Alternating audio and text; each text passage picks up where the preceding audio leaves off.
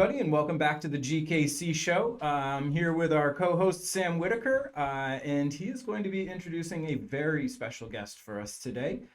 So, Sam, without further ado, why don't you take it away? All right. Well, first of all, let me give you kudos because that's 2 weeks in a row that you didn't watch Yes, the intro it's like and we had to professional do here. it again. We had a good month there where it was a disaster. And by the way, Sam, you haven't noticed my new poster back here, which I did. Wow.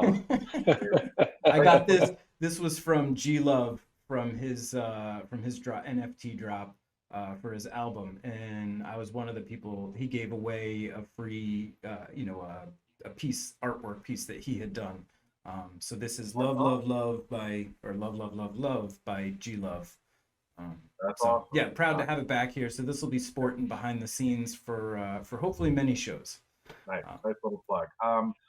So yeah, today we have Sushil from Dropp. Sushil and I met a couple of almost a month ago now out in Wyoming at the Blockchain Stampede. We were pretty much the two Hedera guys there, so we obviously bonded pretty quickly. And I had heard of Dropp before. I hadn't really done a deep dive on it as I have since, and it's an amazing, amazing project. It is a micropayments platform, and they've found a way to make micropayments of fractions of a penny not only fast and usable and viable, but also something that can really take Web3 to the next level for mass adoption. I love the project, and while it's not necessarily in keeping with what we usually do here for NFT.com, it's an amazing project and it's on Hedera, so we wanted to bring Sushil on. So, Sushil, if you want to tell us a little bit about the project and what you're doing, we'd love to hear it. Sure, Sam and Mark. Thanks for inviting, and it's a pleasure. So, Drop, the micropayment platform, of course, focuses on micropayments. But let's talk about micropayment as a space. It's been well talked about for the last 20 years, and everyone realizes that small payments or small value purchases, there is no microprocessor or there is no payment platform that can process small payments. So we define uh, micropayments as payments under $20, under $10 for sure is where the micropayment need comes out. And why is that? Is because most of the payments that you see, specifically in the digital world, are made using credit cards. And when you accept a credit card, there is a fee associated with it. And as the payments get smaller, the total amount of the fee gets much larger. For example, on a dollar payment, you might end up paying 50 cents. What does that mean? If you're paying 50 cents on a dollar, that means you can't, as a digital, as a website, web or Web3, you can't offer uh, goods that are worth a dollar because you're paying 50 cents just to move money from point A to point B. So that seems like a small problem, and you think that you can solve it, and it is solvable, and we've solved it. But the real issue is there is this largely unmet need in the market, um, and it is not talked about. It's talked about as a problem, and people have figured out hacks to take care of it. But basically, everything that's happened in the digital market in the last 20 years, right, has been monetization by subscription or by digital ads, right? You still can't buy by consumption. You still can't walk in and say, okay, I want to just on a website and say, hey, I want to buy that video for 20 cents or rent that video for 20 cents. You just can't do that. You have to subscribe. If you're a graphic artist and you're offering graphical assets to a development team, you still need to buy it in packets. It'll be great if I can just buy one piece of asset, and that comes to NFT. If I can just buy one piece of an asset and just pay for it. So the pay by consumption model has been challenging on the digital market, and it should not be because the internet is all about bits and bytes. But when it comes to making a purchase, you have to buy it as a buffet, as a bundle, right?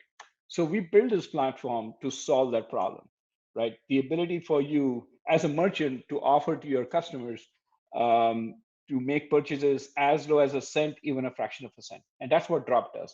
It offers a micropayment platform where you can make purchases as small as a cent, and you can make purchases both in fiat, which is US dollars, and in using cryptocurrencies.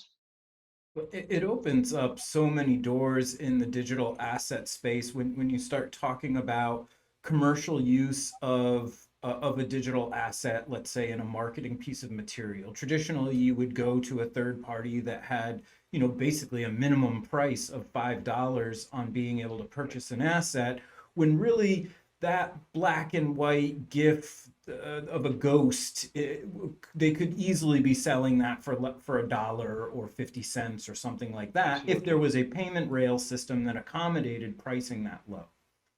So yeah, I see a Absolutely, and real you opportunity. said it very well. Yes, and that really it is, and we think that if you can offer, and we call it pay per use, if you can offer a pay per use model, you'll be able to reach a much wider consumer audience with that, right?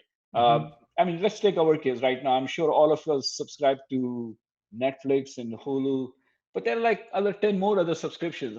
How much are you going to subscribe to? Right. Almost everyone I talk to is tired of it, right? At some point, you reach a fatigue, and you keep signing up and you're canceling the next day, and that needs to stop. I think this is more of a hack, and a subscription model is great. I'm not calling that a hack, but I'm like saying you also need another alternative, and that could be I'll pay for what I use, and it's not just for content, it's for anything that's offered digitally. It could be you renting a scooter, it could be you paying for parking meter, you paying for EV charge. There's like so many cases which are under $10.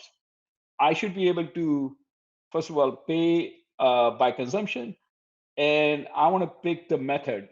It could be fiat, it could be crypto. I should be able to do that, and this is possible right now. And Drop absolutely makes it possible. So And that's the thing. I think when you look at least for me, when I look at kind of what the next market trends are going to be, what's going to be the next evolutions, always look. I personally always look for the disruptors, the people who are going against the grain. So as we see so many things go to a subscription-based model, whether it's we're I can't remember the last time other than sporting events that I really watched kind of broadcast television. I have my apps, and if I have a show, I go to my app and I watch the show, but I'm paying $10 a month for HBO Max just so I can watch Game of Thrones, and I don't watch anything else on HBO Max. And Drop is really kind of disrupting that movement of everything being subscription, everything being you have to buy the package, you have to buy Apple Plus, you have to buy Hulu Plus or whatever. That's an amazing leap forward, and it's kind of it. The problem is the disruptors. The first, what's the saying? The first person through the wall always gets bloody. So there's going to be a lot of pushback because a lot of these companies make a lot of money off of the subscriptions, and Yeah, people aren't using it that much. So they don't use up as much of their streaming bandwidth because somebody's watching, 4 shows a month for $10. correct, correct. Sam, you're right, very right. It is a new category. It is a disruptor. That means there'll be resistance. That's why it's a disruptor. There will be resistance. But what we've also noticed in the media market is, as I mentioned before, a subscription fatigue, where this thrashing of you subscribing and canceling, they call it a game of Jenga, that's happening quite a lot. So many of these media companies, now that the pandemic is sort of tapering down and there is less and less of signups, many of these companies that did extremely well will have to look for alternative methods to monetize, right? So you could still offer subscription, but for the casual ad hoc user, you could still have something like a pay-per-use. And you probably yeah. end up charging a little more on pay-per-use or premium just because you are like a one-off customer. One of Sushil, the things, sorry. yeah, sure. No, Go ahead, I Mark. Now, wanted please. to I wanted to ask you a little bit about a client that you have with Drop that I think is an interesting use case, and I think it flies under the radar quite a bit. But that would be Inara Books. Did I lose you guys? It looks like I lost you. No, you're back. No, we're good. Okay, I You're just back. We're good. freaked out. I was Go like, oh no, I ahead. crashed again. So yeah, Inara Books, I think, is a really interesting use case Yeah. of, pay per page turn, which is something that prior to this would be even inconceivable. Yeah, absolutely. And I'm really glad you bring that up because we can talk about video streaming and all of that. That's just normal. So Inara is a very good example where someone looked at micropayments and said, that's good. You can buy a book with it for $2, but I could even make it a lot more interesting, right? Maybe I can sell it, rent it, or sell it by a chapter, by a page. So once you have the capability of micropayments, it's up to you how you want to innovate. How do you want to operate, right? Like I could say that maybe I want to rent the Wi-Fi on an airport just for an hour, right? So it's not just by pay per use. It could be event based. It could be lots of different places. Like I'm sure you have a. I'll give you an example similar to Inara. I'm sure you have a home security system at home, um, like a video security. It's Instead like of me Fort paying Knox over 15, here. you have Fort Knox over here. Maybe paying $15 a month. How about every time it snaps a picture of an event that happened, you pay for that, and I'll pay $1 for that if they catch something which is an exception on the market. So I think once you lower the barrier of entry, or you lower the barrier of how much what the transaction fees is, all things open up, and that's happening even in the trading market, right? When you lowered the fees for trading, right? All sorts of companies showed up with different trading methods. So it's the same thing here. I think as you lower the transaction fee, you will see a lot more different monetization model, and we haven't even thought about it. Every time we meet with a merchant, they have new ideas. So I think it's definitely a hotbed of innovation. You can use some other term, but that's what it's going to be with micropayments all over the world, right? And this In is the IoT business, every sector, there is some amount of innovation with micropayments. and this comes along at the perfect time because there are so few barriers to entry for creators now. You can Yeah, you can get your content out there, whether it's a video, whether it's your blog, whether it's recipes or whatever it is, or any of the multitude of things you can do in Web3 with NFTs and artwork and what have you. Those barriers to entries are going away, and you don't necessarily need, if you're a filmmaker, you don't need a studio to put your film out. You don't need a studio to get you into movie theaters so that people can see your work. You can just put it out there. You can put it out there digitally. And yeah, so, in addition to removing the barriers to creation, it also yeah, removes the barriers to profit yeah, for what you create. So, you don't have to go through a third party that's going to take a cut.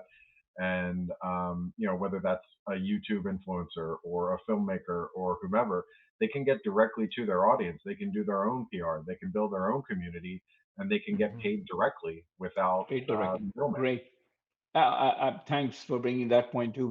One of the things that we did when we launched Drop is we started with the creator economy. We started with the creator because that's sort of for us the low hanging fruit, but there is a serious need there. Like if you're a creator, if you're an influencer, and if you have thousands of followers, we think, what if every like on your website or on your blog was a payment to you?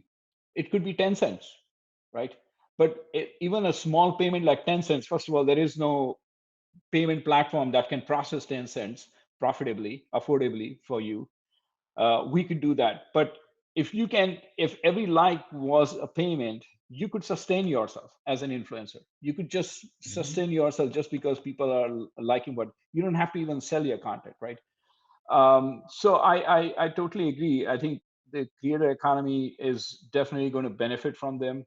But we also feel that there's a lot more out there uh, that we haven't thought through, or we haven't really come up with an idea on that, the concept on that, is because it wasn't there. There was no option. We talked to a company the other day. I'm trying, and they said, well, we don't really let people make a dollar payment.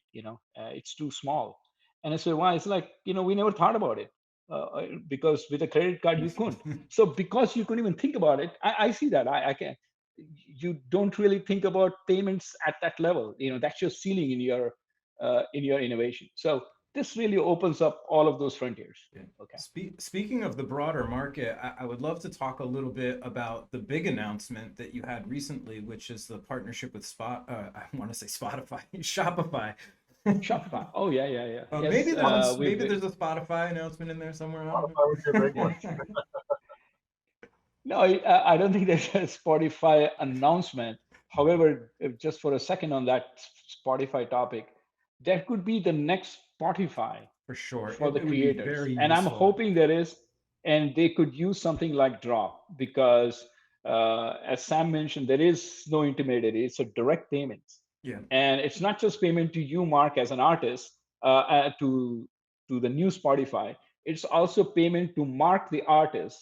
The way Drop works is we can make the payment to the merchant and also distribute the money to as a royalty to the artist in the Mhm. same transaction in the same API. So it's instant gratification and instant payments to all parties. So you don't have to wait for 90 days to get your royalty. So micro royalty is a big item, Mhm. a big service that we offer. Coming back to Shopify, you're very excited about it. Shopify is sort of our entry in the digital web market. It is one of the largest e-commerce platform out there in the industry with millions of merchants, and many of these merchants are digital service providers. From everything from cooking recipes to someone giving you a 15-minute meditation class to ebooks to definitely the music downloads to video artists. I mean, you name it, all of them or many of them are there on Shopify. So for us, it's a fantastic distribution channel. So, and it's also a validation. Uh, it's also a validation that Drop is a real payment platform Yeah. and you can use it for small. So yes, we're wildly excited. It took us a while. It took us 4 or 5 months to get this thing up and running and integrate with their tool, but it's very seamless. If you are a Shopify merchant and you open up your merchant portal, you see Drop as one of the alternative. You click on it and you can be up and running in a day. So Well, it actually it inspired me when I saw the news because I have an NFT project called Tangle of Words, and the artwork that comes out of it would very easily be put onto a T-shirt or a coffee mug or something like that. And then I yeah, immediately, as soon as I heard the news, I said, "Oh my goodness, I could set up a Shopify account and accept USDC hmm, as payment for it," which is kind of how I wanted to set up the organization anyway, was to be a USDC central payment receiver. right. So yeah, I'm excited about that kind of stuff, and I think that obviously Shopify has its own built-in market there of people who utilize it, but I think that Yeah. there are a bunch of Hedera creators who could utilize Shopify with their existing projects. Yeah, absolutely. I mean, Mark, we accept both USD, like Yeah, regular, and USDC, and EdgeBar, by the way, yeah, EdgeBar being the native currency that we have. right. So you can use both of them, and we definitely are going to look to add new currencies with USDC because USDC is available on different blockchains. In addition to Ether, right now we have Ethereum, we have Ether, and we have EdgeBar, but we're going to add more USDC based blockchain, and then we're going to look at just native currencies from other chains. But we're going to be selective as to which one we pick. And So I think that, kind of circling back to what I said a little earlier about how there's going to be pushback from establishment on Mhm. micropayments. And I hope that it doesn't last too long. And I hope that they realize that in the long run, this could actually help them. So I'll give a yeah, perfect personal example. So I had my Phillies hat on, go Phils, pick down the Braves, big win last night. Um, the Philadelphia Inquirer. So I'll sometimes they have good articles on, I'm a big Philly sports fan, so an Eagles article or something like that. Maybe 5, 6 longer years ago, they switched to a subscription-based model for Inquirer.com, and it's $5 a month, and I've just never signed up for it because I honestly, there's maybe like 3 or 4 articles I want to read a month. I'm not going to pay $5 for it. Mhm. And also, it's a ton of ads and it takes a while and they have to read that's right. more and you have to wait for that to load and all these things. Well, in the long run, they'll end up doing better because all the people like me who don't want to pay the subscription, well, if I see an article I really want to read, I'm going to say, okay, I'll pay 10 cents for that, of course. Right. And the user experience can get better too because you won't be littered with ads everywhere. Yeah. You'll actually be able to just see the content you want to see. You mentioned recipes. is a fantastic example. How many pages do you have to tab through to actually get to the recipe? That I don't want to hear the story of how your grandmother made this for you when you were 14 years old, and I'm sure it's a very interesting story to tell at Thanksgiving dinner, but I don't care. I just want to know how to make my baked macaroni and cheese. So, My wife echoes that same sentiment, by the way. She absolutely hates that. She just wants to get me right to the recipe. Get me right to the point. Yeah. So I really hope that the establishment kind of media companies and things like that realize sooner rather than later that this is in the long run going to be a good thing for them, assuming their content is good. And this is also kind of almost a free market maker, because if you're paying for per use, you actually have to provide usefulness. You have to provide utility in order for people to keep paying. So the cream will truly rise to the top, because the best content is what's going to actually make you money. So Sam, I think it's a very valid point. I think the point that you're making is also necessary, not nice to have in micropayments. So when let's take a case when you're making a $50 payment to buy some research report, I think you have more patience because you're okay putting your credit card credentials and it's okay if it takes a minute or two. But when you're buying something like a digital service, like I want to rent a video for 20 cents or watch a recipe or read a recipe for 10 cents, your patience levels is low. So you just want to get it done and you don't want to share a lot of information. You just want that thing. For that 10-cent article, I'm only going to be spending so much time and I'm only going to share so much. And that was a very important aspect of when we designed Dropp. It has to be one click. Like you see a little blue drop, you click on it, that content is yours, right? And if I've seen this in action, when I was up a couple weeks ago in Newark, it is immediate. Like there's no lag. You hit the blue icon and you pay. That's it. You get your article. That's it. And that's one of the advantage also of we had with Hedera, because the latency is very low. So when you pay using crypto, because every transaction is maintained in Hedera, that's our ledger.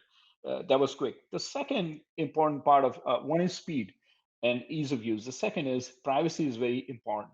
I don't want to share my details with 1,000 merchants with whom I'll make transactions all year long, because when you can buy something for 5 cents and you're making that payment, I don't want to share it because I don't know who the merchant is, right? So so the way it was designed, Dropp has been designed, is you share absolutely no details with the merchant. Your hash ID is shared, but that's it. So if the merchant gets hacked, and most of the fraud gets committed when the merchant website is hacked, and that's where the information is shared. So we share very little information with the merchant, almost nothing.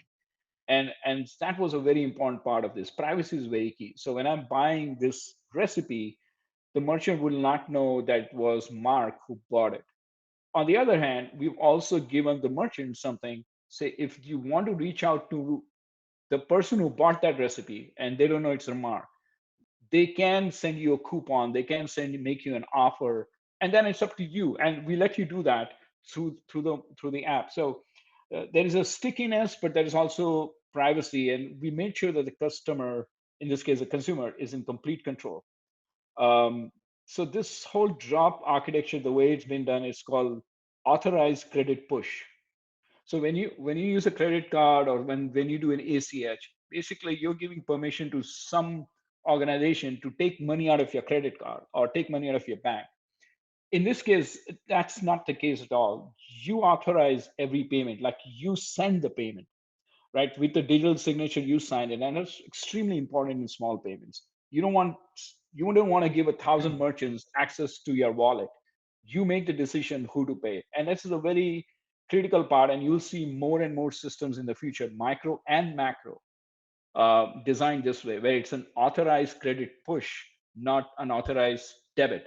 And that's a little nuance, but those are very important. I love that approach to it because you are now giving all the power to the person to decide, the consumer to decide how much I'm willing to spend, right? So it's, Yes. if it was Netflix, maybe I put $1 or $5 in my account and I authorize that amount for Netflix to continuously charge me for whatever, however many minutes of content I watch. Right? Is that the idea behind that? And then that account Absolutely. balance reaches a point within a specified period of time, and I now have to reauthorize if I want to keep watching stuff. Yeah, Right. that's So you another said a way. comfortable spend rate.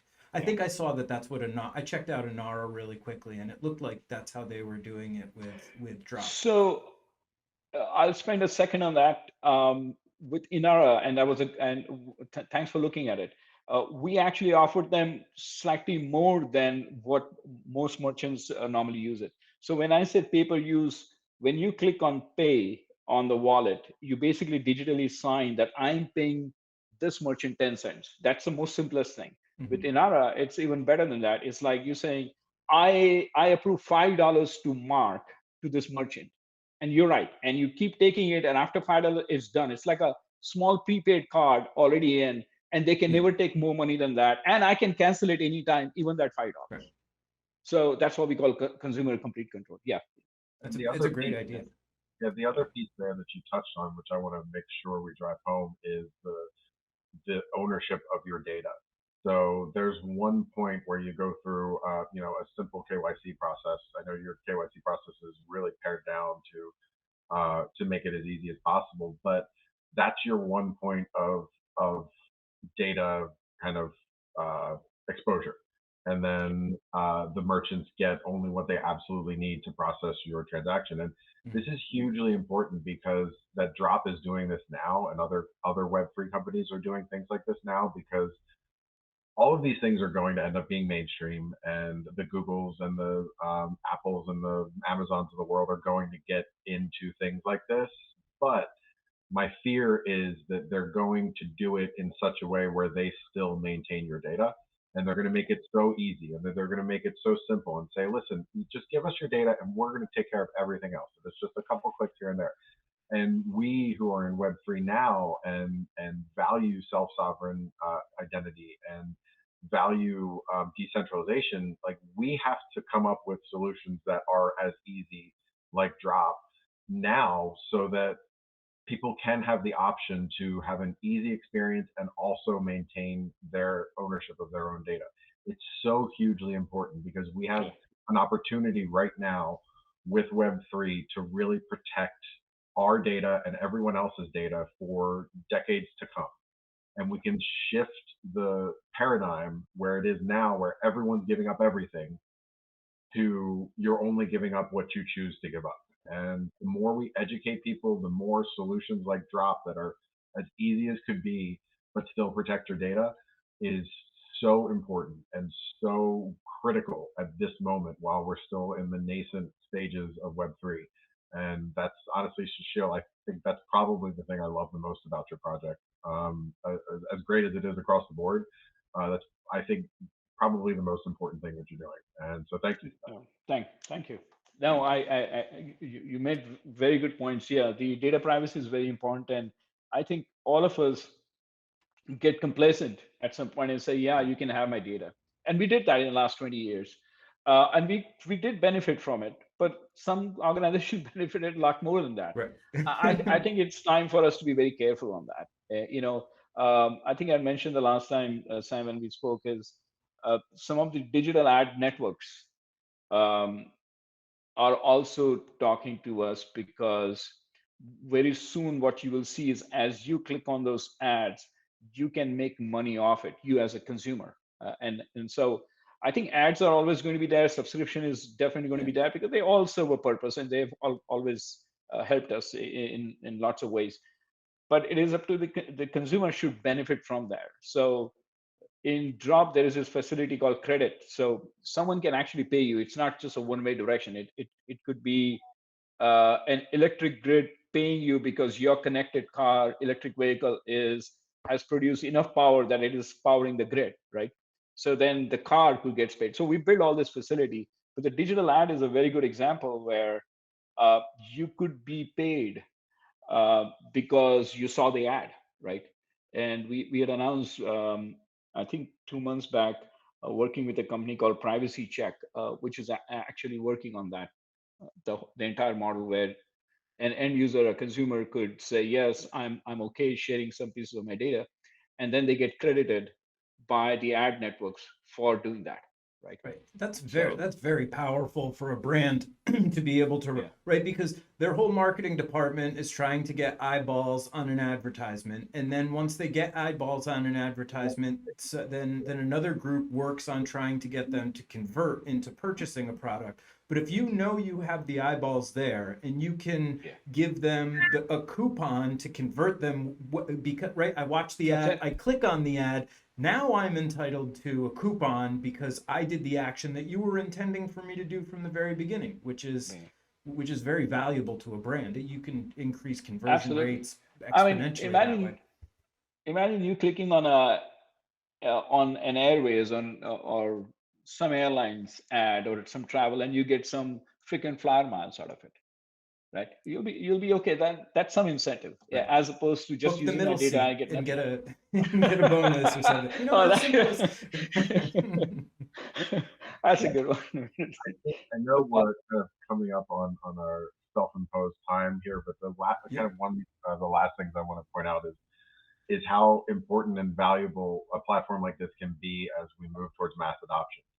So with Dropp, you can pay with a credit card and Yeah. receive in exchange digital assets, and in some cases without even necessarily knowing that you're interacting with digital assets. So you can pay with a credit card, and you have these credits that you just see as dollars, when in reality it's digital currency, and you're using it to interact with websites for your recipes or whatever. And that's a really big deal because we all talk so often about how it has to be brain dead simple, and people have to just, they're not going to write down a 24-word phrase and put it in a safety deposit box in order to protect their digital assets when all they want to do is get a recipe. Yeah, So that's a huge, huge piece, and yeah, it, thanks. Yeah, I I agree think with that Drop is sentiment. just a powder keg ready to explode. I Sure. really yeah. do. No, thanks for inviting me, and Yeah. there are going to be some more updates coming up. Beautiful. Uh, More on the WordPress. We're working with something on WordPress, which we are looking, Ooh. and we'll inform you. We'll announce it as it gets ready. And there's something else to on a point of sale that we're working on. So Well, we got the alpha we'd here love to. then, I guess. Sweet. Yeah. No, we're working on it. Once we announce it, I'm really Yeah. looking forward to that because um, WordPress is used by about half a billion. Half a billion websites are built on WordPress. So having something on it makes a big difference, especially for the creators. So I'm really very excited about it. But we're not ready yet to Yeah. launch it. So And then That's why I'm working. microtransactions for plugins and all that kind of and templates and yeah, I don't know that that's the direction you're going, but that sounds beautiful to Plugins. me. Yeah, We're it going at the sounds plugins. Yes. Yeah. and that's a Absolutely. huge. I mean, that's a natural fit because WordPress is Yeah. an open source solution. So open source Yeah. and decentralized solutions kind of go hand in hand. Yeah, it's like I said, it's Drop's gonna blow up yeah, I love it. everywhere. Awesome. Well, Thank you. thank you very much, Sushil, for being on. We appreciate your time. Drop is doing amazing things, so we'll let you get back to blowing our minds with all the cool stuff that you're doing. Thanks. And Sam and I will sit back and twiddle our thumbs and let the world do all the magic for us. Thanks. Fantastic. Hope to see you guys soon. Thank you, everybody, for tuning in. Smash like button and subscribe and leave some comments. Tell us how we're doing, and we'll see you. Actually, we have a quick announcement. We will see you next week on a Twitter Space, right, Sam? We're gonna do Twitter Spaces every other week, I think, and do this show every other week. I think we had talked I briefly think we about it, talked or is about this that. all So brand new to you? no, just tell me, Just tell you what to when, do, and, tell you where to show up, and. and I'll do it. Beautiful. Again, thank you everybody for tuning in, and thank you Sushil for being here with us. And Thanks, Sam and Mark. we'll see you on Thanks the so much. interwebs somewhere in between the next week or so.